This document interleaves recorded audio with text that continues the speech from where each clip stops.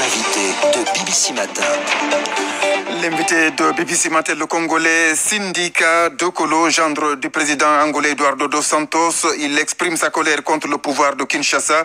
Dans une interview exclusive à BBC Afrique, Sindika Dokolo dénonce les souffrances des populations du Kasaï, dont beaucoup se sont réfugiés en Angola.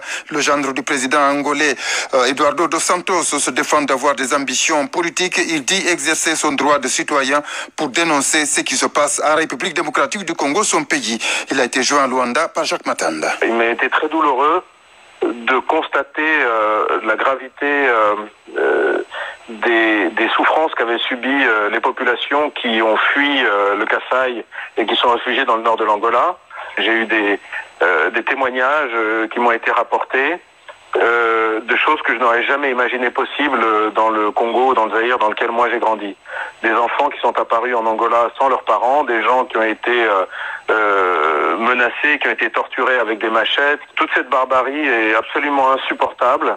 Et c'est la raison pour laquelle j'ai décidé de parler. Pas tant comme un opportuniste politique. Moi, j'ai pas de projet politique. J'ai suffisamment de responsabilités comme ça. Mais je pense que c'est très important que chaque Congolais, à son niveau, avec ses moyens de s'exprimer, prenne une partie proactive dans le débat autour de ce qui est en train de se passer au Congo et fasse tout pour que ça cesse immédiatement. Ce n'est pas la première fois qu'il puisse y avoir des réfugiés congolais en Angola. Et pourquoi cette sortie de votre réserve habituelle en ce moment, tout en sachant que vous êtes quand même un Congolais qui a des positions haut placées en Angola? Vous êtes le gendre du président actuel. En même temps, il n'y a jamais eu de réfugiés de cette nature-là. La plupart des problèmes qu'il y a eu avec des réfugiés congolais en Angola avaient à voir avec des gens qui venaient de manière illégale dans des zones de production de diamants. Ils étaient des victimes. Ils étaient exploités dans des systèmes presque d'esclavage, dans des mines de diamants à ciel ouvert illégales. Mais il s'agit là d'un type de réfugié, d'une type de situation humanitaire qui est complètement différente. Là où des Congolais ont terrorisé, massacré et torturé d'autres Congolais.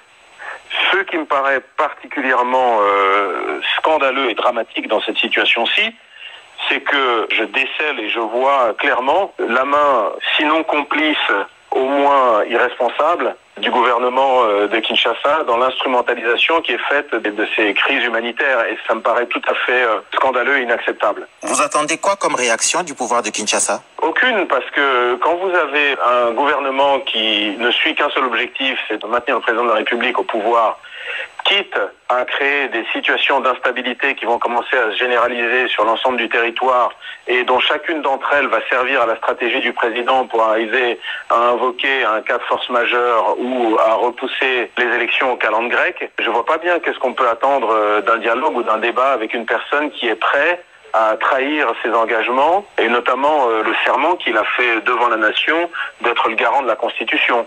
À ce niveau-là, ça pose un problème d'une gravité sans précédent et je ne vois pas comment la suite des opérations pourrait se passer raisonnablement avec M. Kabila à la baguette comme interlocuteur. Certains membres de l'opposition qui estiment que vous pourrez peut-être nourrir des ambitions politiques cachées. Comment réagissez-vous? J'ai un grand respect pour la fonction politique, même si effectivement, malheureusement, la classe politique vis-à-vis de la population congolaise, de l'opinion publique, a beaucoup souffert des stratégies que M. Kabila a développées pour la décrédibiliser, notamment les dédoublements de partis, les corruptions, les faux procès divers et variés. Et par rapport à ça, j'ai l'impression qu'effectivement, il y a un peu une souffrance aujourd'hui au Congo de la classe politique qui se sent, dans le cadre de l'opposition, fragilisée à un moment complètement stratégique, là où avec la fin de l'année qui avait été prévue dans les accords de la Saint-Sylvestre, qui devait normalement déboucher sur les élections en 2017, des élections présidentielles législatives, on voit déjà que ça n'aura pas lieu. Et donc j'imagine que l'opposition a absolument besoin de se renforcer à la veille de ce grand face-à-face qui déterminera si on va retourner vers les acquis de la Troisième République, c'est-à-dire la démocratie au Congo, ou si on va rentrer directement à la période la plus sombre de la Deuxième République et du moboutisme, avec un nouveau concept maintenant de kabylisme, de chef à vie et de parti unique. C'était l'invité de BBC Matin, le Congolais Sindika Dokolo, gendre du président angolais Eduardo dos Santos.